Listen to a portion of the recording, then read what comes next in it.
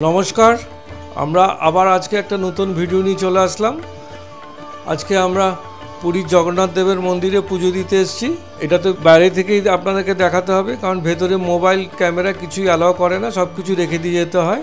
আবার সন্ধেবেলা আমরা দুই একটা মন্দিরে ঘুরবো। আজ আমরা সারাদিন যা যা করবো আপনাদেরকে দেখাবো, দেখতে থাকুন। গুড মর্নিং, আমি বিপ্লব ট্রাভেলস ব্লগসের হোস্ট। আমরা আজকে পুরী মন্দিরে যাচ্ছি জগন্নাথ দর্শন করতে। দেখুন সবাই আসছে, আমরা টোটো করে যাচ্ছি।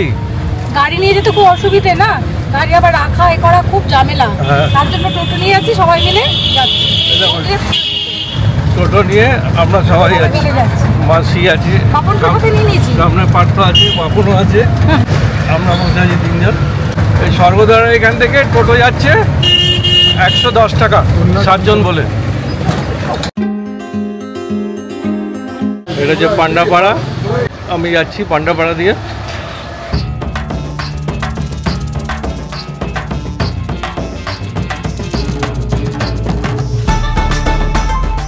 আমরা মন্দিরের কাছে এসেছি।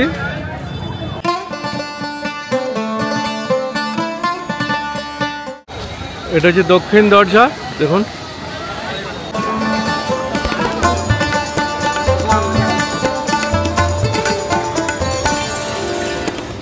হনুমানজি মন্দির।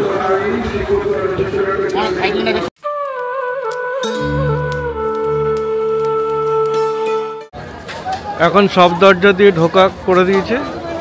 একটা সময় ছিল সব দরজা দিয়ে ঢুকতে দিচ্ছিল না, খালি পূর্ব দরজা আর পশ্চিম দরজা দিয়ে ঢুকতে দিচ্ছিল। আমরা মন্দির থেকে পুজো দিয়ে বেরিয়ে আসলাম এবং খুব সুন্দর দর্শন করলাম, মানে মন ভরে গেছে, এত সুন্দর দর্শন করেছি। বেরিয়ে এবার আমরা মেন দরজার দিকে যাচ্ছি, যেটা পূর্ব দরজা বলা হয়। আমি মেন গেটের সামনে এসেছি জগন্নাথ মন্দিরে। দেখুন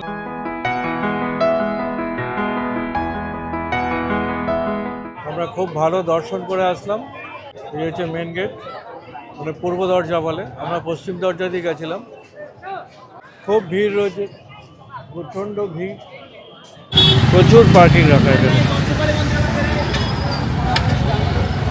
আমরা পার হেড 15 টাকা করে, 30 টাকায় দুজন যাচ্ছি, আমি আর বাপন টোটোতে। এরা চায় অনেক টাকা, 150 টাকা, 120 টাকা পুরো গাড়ি। আমরা না, আমি পার হেড সিস্টেমে যাবো। তারপরে একটু এগিয়ে আসছে, এই 6 টাকা পেলাম, ও 15 টাকায় করে আমাদেরকে নিয়ে যাচ্ছে।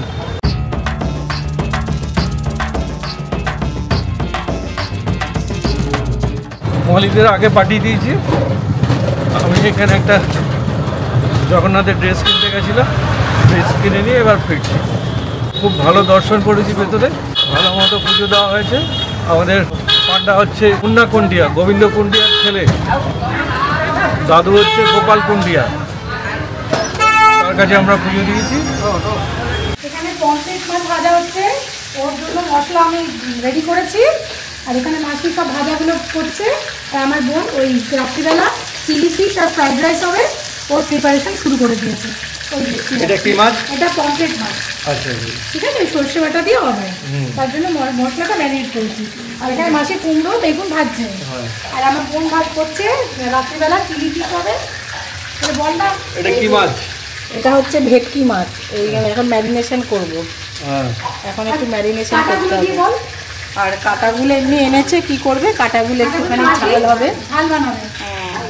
ঝাল বানাবে। চাটনি হয়েছে, ডাল হয়েছে, চাটনি ডাল 5 মিশালি তরকারি হয়েছে। আর আমরা সকালবেলা পরোটা একটাও রয়েছে, আর আলুর তরকারি, মিষ্টি, এগুলো খেয়ে গেছি। পুজো দিতে যাওয়ার সময় খেয়ে গেছে। হ্যাঁ, কারণ খাতে পুজো দিতে হয়। হ্যাঁ, কারণ খেয়ে পুজো দিতে হয়। পুজো দেওয়া দিতে দেয় না। হ্যাঁ, এই জন্য পরোটা খেয়ে গেছি। জগন্নাথ দেব বলে পুজো আগে পেট পুজো, তারপরে হচ্ছে পুজো। জগন্নাথ পুজো হচ্ছে সিস্টেম এটা, আগে খেয়ে নিতে হবে, তারপরে হচ্ছে পেট পুজো।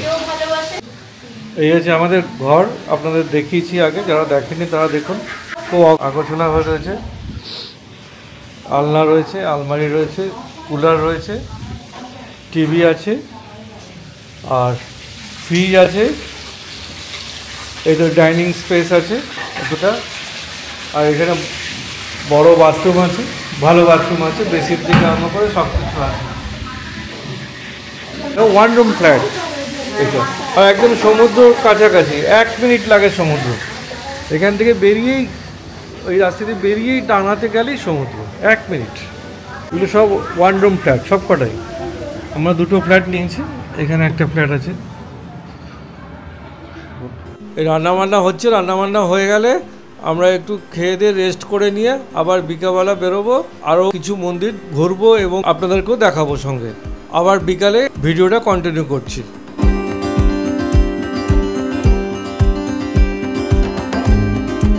লোকনাথ মন্দির মানে শিবের মন্দির, এটা পুরীর খুব বিখ্যাত মন্দির একটা।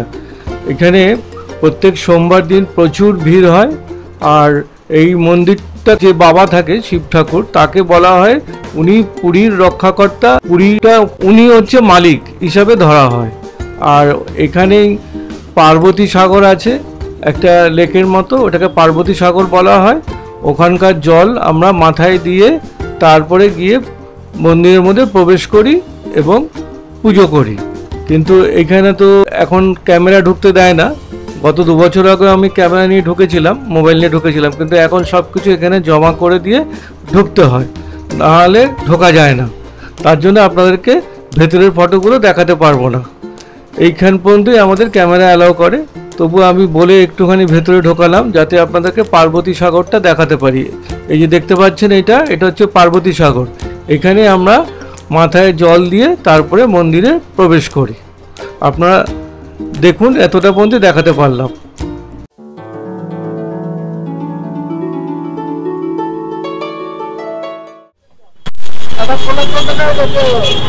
এটা হচ্ছে কুলেদানন্দ ব্রহ্মচারী মহারাজের আশ্রম। অনেক বছর আগে যেতাম, অনেক বছর বাদে আবার যাচ্ছি। দেখি কি কি পরিবর্তন হলো, সবই তো পরিবর্তন হয়ে গেছে। আর এটাও দেখি, এটাও তো কত ছোট ছিল, কত বড় হয়ে গেছে আশ্রমটা। বাপরে, অনেক বড় হয়ে গেছে, অনেক বড় করে দিয়েছে আশ্রমটা। খুব ভালো লাগছে, সুন্দর করে দিয়েছে। মন্দিরটা এত বড় ছিল নাকি? আমি বলছি ছিলই না এত বড়, এই কি কথা? একদম নয়, সব পুরো পাথর দিয়ে দিয়ে সব সাজিয়েছে। বাপরে, এত বড় মোটেই ছিল না। ওটা বিজয় কৃষ্ণ গোস্বামীর,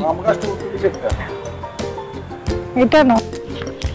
আমরা তো মন্দিরে ঠাকুর দর্শন করলাম, যেহেতু ক্যামেরা অ্যালাউ নেই বলে তাই আপনাদেরকে ক্যামেরাটা জুম করে ঠাকুর দর্শন করানোর চেষ্টা করলাম।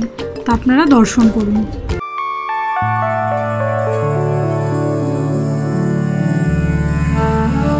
এটা হচ্ছে গুন্ডিচা মন্দির, দেখতে এসেছি আজকে আমরা এখানে।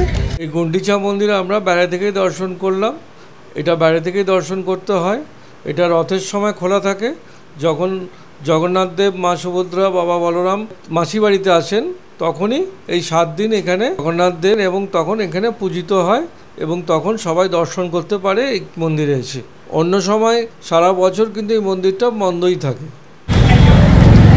এটা হচ্ছে বেদি হনুমান, বেদি হনুমান মন্দির। এটা ভেতরে প্রবেশ করছি, সবটা দেখতে পাবেন। 5 টাকা করে টিকিট কাটতে হয় ভেতরে ঢুকতে হলে। এই হচ্ছে মন্দিরটা।